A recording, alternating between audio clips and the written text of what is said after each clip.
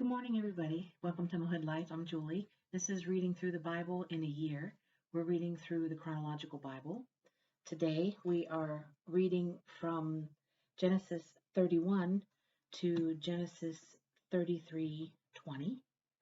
So grab your coffee, tea, Kool-Aid, soda, pop, whatever it is that you drink, and join me in the reading of the Word of God today. My mug of the hour is this one, Sleigh Rides for 25 cents.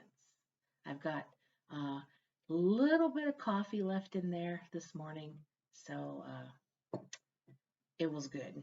I couldn't wait to drink it to sit down here. I had drank almost all of it before I got here. So let's get started, shall we? We pick up with a little narration entitled Jacob Leaves Laban. If there is one lapse in moral character which besets early man, including God's special people, it is dishonesty and trickery. Fearful that Laban might not let him leave, Jacob secretly steals away his family and flocks. To make matters worse, Rachel takes some household gods belonging to her father and later covers up her theft by lying to him. After Jacob and Laban exchange hostile accusations, they resolve their differences by establishing a mutual treaty of peace. In all of the dealings between Jacob and Laban, and again in the reprehensible conduct of Rachel, there is a reminder that God can work his will even through men and women who share in the frailties of moral character. So we pick up with Genesis 31. Jacob heard that Laban's sons were saying, "Jacob has taken everything our father owned and has gained all this wealth from what belonged to our father." And Jacob noticed that Laban's attitude towards him was not what it had been. Then the Lord said to Jacob, "Go back to the land of your fathers and to your relatives, and I will be with you."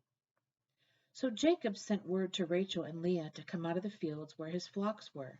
He said to them, "I see that your father's attitude toward me is not what it was before, but the God of my father has been with me. You know that I've worked for your father with all my strength, yet your father has cheated me by changing my wages 10 times. However, God has not allowed him to harm me. If he said, 'The speckled ones will be your wages,' then all the flocks gave birth to speckled young. And if he said, 'The streaked ones will be your wages,' then all of the flocks bore streaked young. So God has taken away your father's livestock and has given them to me.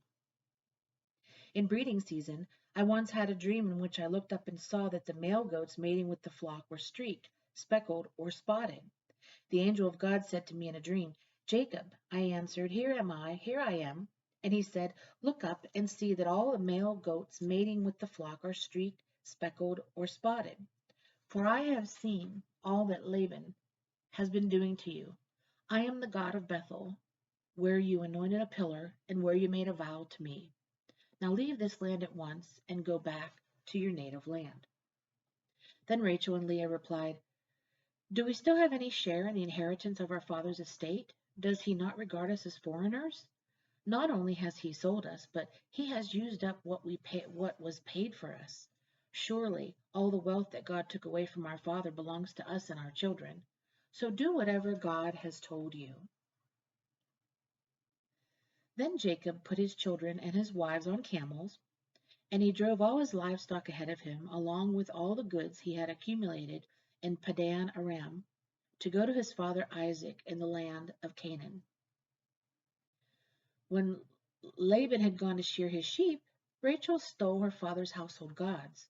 Moreover, Jacob deceived Laban the Aramean by not telling him he was running away. So he fled with all he had, crossing the river, he headed for the hill country of Gilead. On the third day, Laban was told that Jacob had fled. Taking his relatives with him, he pursued Jacob for 7 days and caught up with him in the hill country of Gilead. Then God came to Laban the Aramean in a dream at night and said to him, 'Be careful not to say anything to Jacob, either good or bad.' Jacob had pitched his tent in the hill country of Gilead when Laban overtook him, and Laban and his relatives camped there too. Then Laban said to Jacob, "What have you done? You've deceived me, and you've carried off my daughters like captives in war. Why did you run off secretly and deceive me? Why didn't you tell me, so I could send you away with joy and singing to the music of tambourines and harps? You didn't even let me kiss my grandchildren and my daughters good-bye. You have done a foolish thing. I have the power to harm you, but last night the God of your father said to me, 'Be careful not to say anything to Jacob, either good or bad.' Now you have gone off because you longed to return to your father's house. But why did you steal my gods?" Jacob answered Laban, "I was afraid, because I thought you would take your daughters away from me by force. But if you find anyone who has your gods, he shall not live. In the presence of your relatives, see for yourselves whether there is anything of yours here with me, and if so, take it." Now Jacob did not know that Rachel had stolen the gods.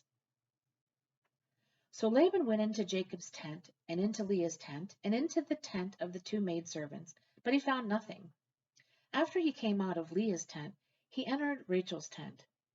Now Rachel had taken the household gods and put them inside her camel's saddle, and was sitting on them. Laban searched through everything in the tent, but found nothing. Rachel said to her father, "Don't be angry, my lord, that I cannot stand up in your presence. I'm having my period." So he searched, but could not find the household gods.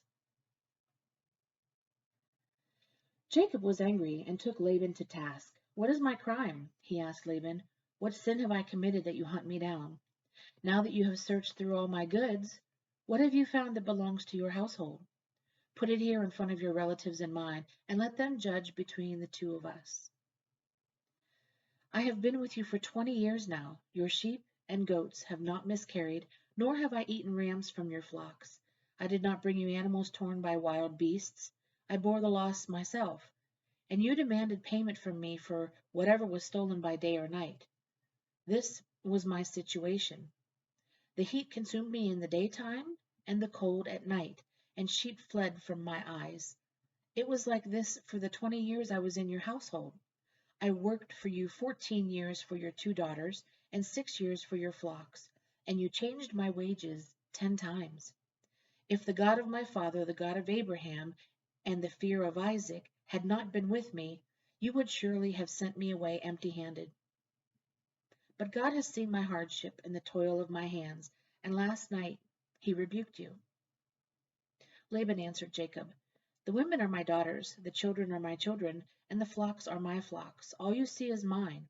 Yet what can I do today about these daughters of mine, or about the children they have borne?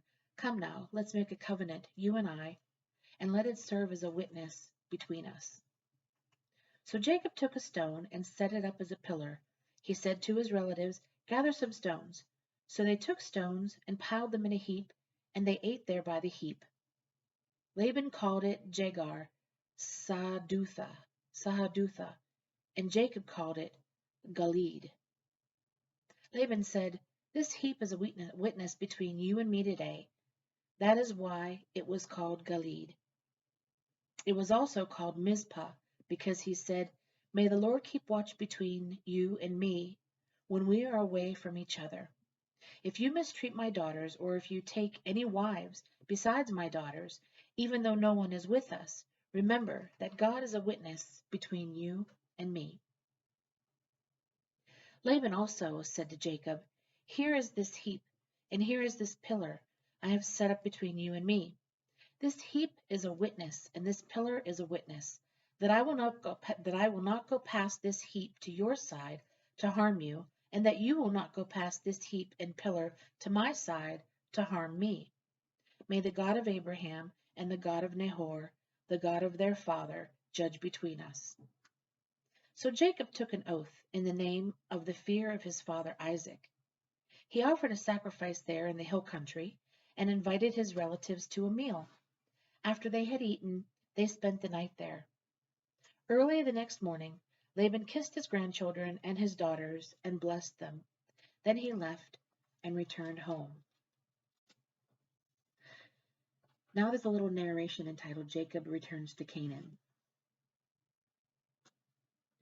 Realizing that he is going to pass through territory occupied by Esau, and apprehensive about the threat under which he has left Canaan, Jacob makes careful preparation in anticipation of encountering Esau. While he waits in uncertainty, Jacob is found rather mysteriously wrestling with God. In some way, God presents himself to Jacob as a human being. Why Jacob is wrestling is not given in this account, but his physical struggle is not unlike the spiritual struggle of a person facing potential conflict or perhaps death. In any event, there are two rather important consequences. One relates to a dietary law, which Jacob's descendants will observe, and the other suggests that Jacob's name will be changed. As Jacob leaves on his journey from Gilead to Canaan, he is met by messengers from God who give renewed assurance that God will be with him on his journey. We pick up with Genesis 32. Jacob also went on his way, and the angels of God met him. When Jacob saw them, he said, "This is the camp of God." So he named that place Mahanaim. Jacob sent messengers ahead of him to his brother Esau in the land of Seir, the country of Edom. He instructed them, "This is what you are to say to my master Esau. Your servant Jacob says, I have been staying with Laban and have remained there till now. I have cattle and donkeys, sheep and goats, men servants and maid servants. Now I am sending this message to my Lord that I may find favor in your eyes." When the messengers returned to Jacob, they said, "We went to your brother Esau, and now he is coming to meet you, and 400 men with him." In great fear and distress, Jacob divided the people who were with him into two groups, and the flocks and herds and camels as well. He thought, if Esau comes and attacks one group, the group that is left may escape. Then Jacob prayed, "O God of my father Abraham, God of my father Isaac, O Lord, who said to me, 'Go back to your country and your relatives, and I will make you prosper.' I am unworthy of all the kindness and faithfulness you have shown your servant. I had only my staff when I crossed this Jordan, but now I have become two groups. Save me, I pray, from the hand of my brother Esau, for I am afraid he will come and attack me, and also the mothers with their children. But you have said, 'I will surely make you prosper, and will make your descendants like the sand of the sea, which cannot be counted.'" He spent the night there, and from what he had with him he selected a gift for his brother Esau: 200 female goats and 20 male goats, 200 ewes and 20 rams, 30 female camels and their young, 40 cows and 10 bulls, and 20 female donkeys and 10 male donkeys. He put them in the care of his servants, each herd by itself, and said to his servants, "Go ahead of me, and keep some space between the herds." He instructed the one in the lead, "When my brother Esau meets you and asks, 'To whom do you belong, and where are you going? And who owns all these animals in front of you?' then you are to say, 'They belong to your servant Jacob.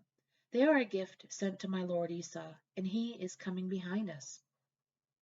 He also instructed the second, the third, and all the others who followed the herds, "You are to say the same thing to Esau when you meet him, and be sure to say, 'Your servant Jacob is coming behind us.'" For he thought, "I will pacify him with these gifts I am sending on ahead. Later, when I see him, perhaps he will receive me."